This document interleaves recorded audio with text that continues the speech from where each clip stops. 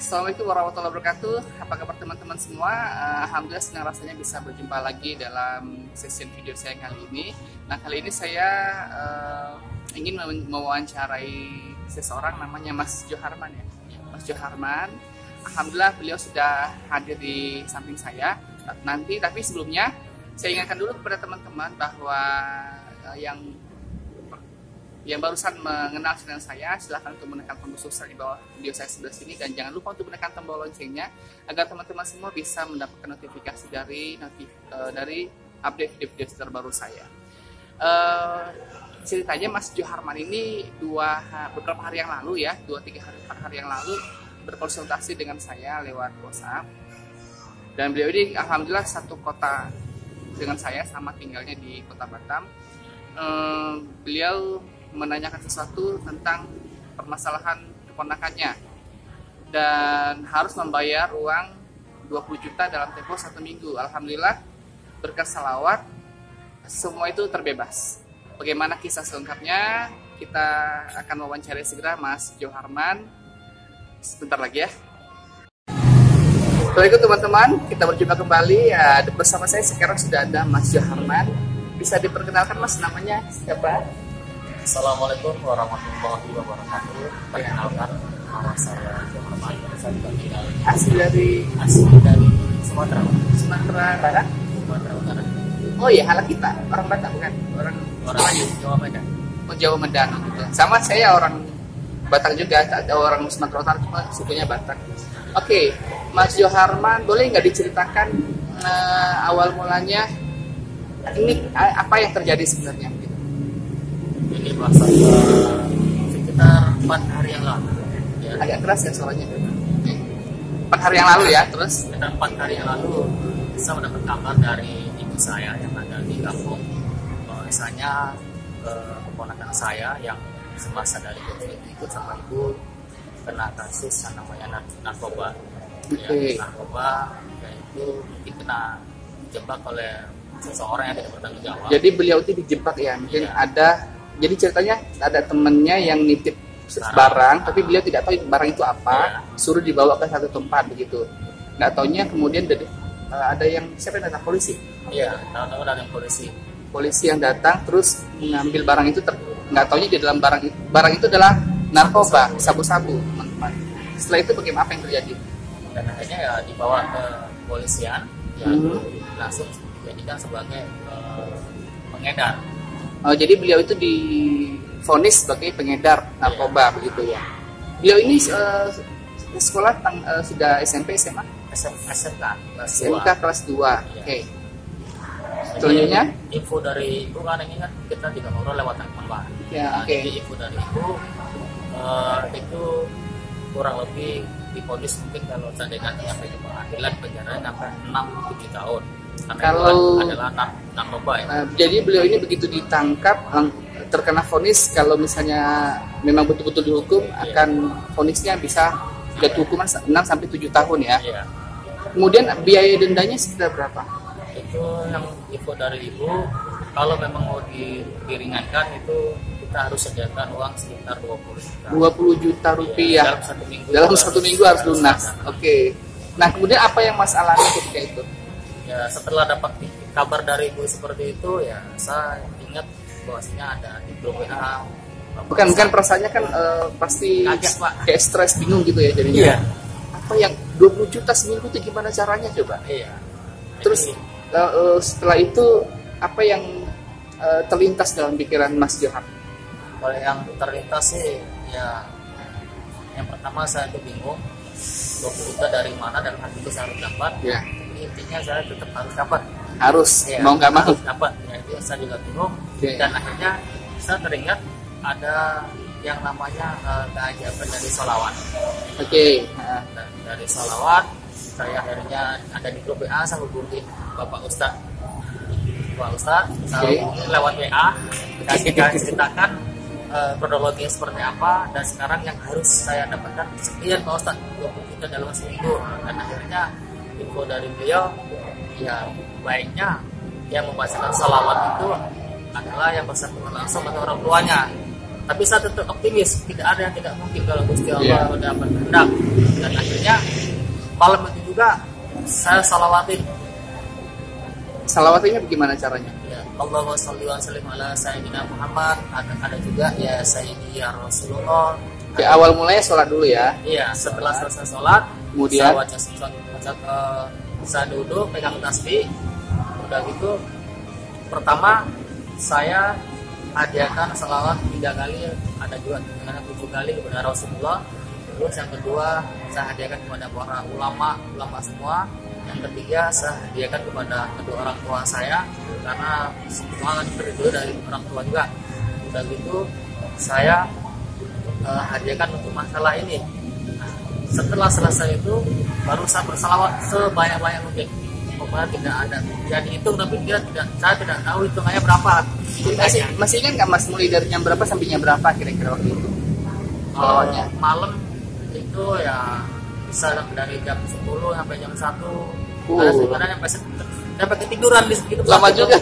Sampai ketiduran. Oke. Nanti bangun kadang sholat lagi. Tapi tidurnya itu misalnya nggak lama ya, paling setengah jam, jam itu. Karena mungkin perasaan udah nggak nyaman, jadi ya salawatan lagi. Lanjut lagi gitu ya. Iya. Begitu sampai berapa hari? Sampai 3 malam aja Pak. 3 malam. Iya. Pak, kalau siangnya Mas lagi salawat, kalau pas aktivitas? Ya kalau aktivitas ya insya Allah kita tetap baca salawat. Ya, kita tetap bersalawatan terus, yang tetap kita hadiahkan. Oke. Masalah itu. Tapi selesai membaca salawat tadi itu kita berdoa Pak. Waktu itu doanya seperti apa? Ya, yang pertama ya bismillah dulu. Dan itu ya Allah melalui perantara salawat ini saya mohon barokah dari salawat ini untuk menyelesaikan masalah ini. Oke. Saya pasrah kepadamu ya Allah. Oke. Seperti itu. Dan kita doa nggak terlalu banyak Pak. Dan pokoknya fokus di masalah itu, dari barokah dari salawat tadi kita hadiahkan untuk masalah ini. Intinya yakin. Dan kemudian Mas dapat kabar dari ibu. Beliau nelpon ya? Itu awalnya kan udah 3 hari. Dan saya mau nanya gimana perkembangannya Bu? Ya. Udah dapat uang belum? Saya tanya gitu. Terus? Saya langsung bilang gini, saya belum dapat uang nih Bu. Terus saya terus terang aja kan. Nah, dia bilang apa? Nggak tahunya ya sabar aja dulu. Terus nggak tahu HP saya mati, pulsanya habis Pak. Tak lama Ibu nelpon. Itu setelah berapa lama? Setengah jam atau langsung? Langsung. Okay. Ibu langsung mungkin belum sempat dia sampaikan kabarnya. Habis itu Ibu nelpon lagi, Ibu bilang ya alhamdulillah nak, besok insya Allah udah bisa dijemput, itu si Ipan udah bebas. Kaget saya Pak. Gimana ceritanya bisa dijemput gitu? Akhirnya saya tanya loh, Bu bisa seperti itu? Ya info dari lapas, ada orang datang ke lapas itu minta agar si ini dibebaskan. Bilangnya itu dari petugas tentang apa? Perlindungan anak Pak. Perlindungan anak ya. Iya. Oke. Hak perlindungan anak. Oke. Jadi infonya karena masih remaja, jadi bisa dibebasin. Kalau dilihat secara akal itu kasus bukan main-main, pengedar narkotika. Iya.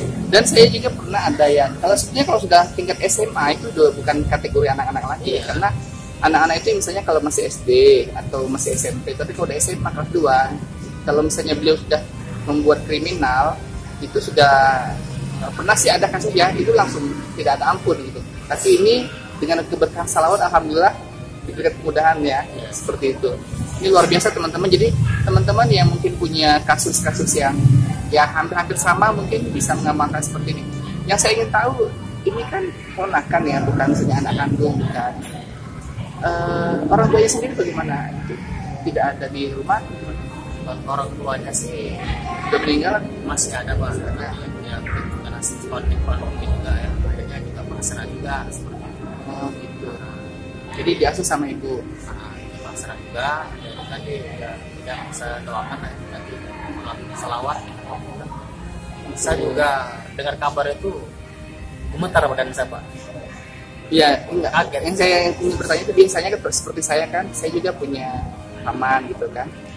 Ya biasanya kan kalau paman saya pertanyaan apapun kasus tentang memang dia prihatin, cuma mungkin tidak seprihatin seperti seorang ayah sama anaknya gitu kan, beda kan. Kalau Mas ini kan ponakannya yang yang terkena, tapi khawatirnya seperti kekhawatiran seorang ibu sama anak atau seorang ayah sama anak itu. Kenapa kok biasanya kayak cinta banget sama anak ini gitu? Karena ya tadi Pak, saya sebenarnya sampai sekarang belum bisa membahagiakan orang tua dalam bentuk kemewahan. Yang kita tidak mau adalah orang tua saya itu sedih. Oh gitu. Jadi karena ini berkaitan dengan orang tua ya. Iya, jadi yang saya minta kepada Allah itu melalui perantara selawat ya tadi Agar orang tua saya jangan diberikan masalah yang susah. Oke, sangat inspiratif ya teman-teman ya, semua pecinta selawat dimanapun Anda berada. Begitulah kisahnya bagaimana Mas Joharman ya. Oke, bisa mendapatkan banyak keberkahan selawat. Oke, Mas Joharman, awal mula melihat video saya sudah berapa lama sih? Kurang lebih 2 bulan yang lalu. 2 bulan ya? Iya, saya lihat ini. Awalnya memang sengaja dicari di Google atau ketemu sendiri atau gimana? Ya kebetulan lihat TikTok ada baca selawat bisa masuk uang ke ATM. Penasaran gitu ya? Ini beneran atau tipu-tipu atau gimana gitu? Ya. Oke. Udah gitu setelah menonton video itu apa yang terlintas? Apakah pengen coba atau diamalkan langsung atau bagaimana? Kalau itu awalnya saya juga coba-coba ya. Jadi ATM itu saya pegang, saya baca selawat ya alhamdulillah ada juga yang aneh-aneh gitu kejadiannya. Boleh ceritakan sedikit gitu. Anehnya seperti apa? Jadi ya pada saat kita selawat kita pegang ya kita sama perantara selawat ini ya selalu mengajarkan rezeki yang aneh itu teman-teman yang lama yang kita juga udah lupa mereka yang utang sama kita itu mereka bayar gitu. Gitu ya. Transfer Padahal menurut kita itu anggap uang hilang lah. Iya kita udah nggak ingat apa-apa gitu ya. itu ada yang hubungin Pak ini saya ada rezeki bayar utang. Oke, Mas punya channel YouTube atau channel Instagram atau apa? Nanti saya promosikan di sini. Kan punya, Mas ini kebetulan dia bisa membuat aplikasi apa ya? Android berbasis Android ya untuk apa saja? Bisa sesuai kebutuhan. Oke, sesuai kebutuhan. Mungkin teman-teman di sini yang menonton channel saya, Anda yang ingin ingin membuat aplikasi untuk kantor, untuk apa saja mungkin bisa. Nanti akan saya bubuhkan alamatnya di deskripsi di bawah video saya ya. Nanti bisa kontaknya juga ya dikasih ya. Jadi kan nambah rezeki, nambah kemudahan gitu. Senang rasanya bisa berjumpa dengan Mas Joharman. Dan teman-teman bagi yang ingin mengirimkan audio testimoni selawatnya silahkan saja langsung ke WhatsApp saya di nomor 0812 771 62924, di 0812 771 62924, dan langsung saja dikirimkan audionya, nanti akan saya tayangkan insya Allah. Dan jangan lupa di follow Instagram saya ya, di sini ya, jangan lupa di follow, dan nantikan selalu siaran-siaran live saya. Itu saja untuk perjumpaan kali ini. Senang rasanya bertemu dengan Mas Joharman, dan mungkin kepada teman-teman juga dimanapun Anda berada, mudah-mudahan lain waktu saya akan juga bisa mewawancari teman-teman seperti halnya saya mewawancari Mas Joharman yang sudah berhasil merasakan keajaiban salawat. Demikian dulu perjumpaan kita kali ini. Saya dan Mas Joharman undur diri dari hadapan teman-teman semua. Sampai jumpa dan assalamualaikum warahmatullahi wabarakatuh.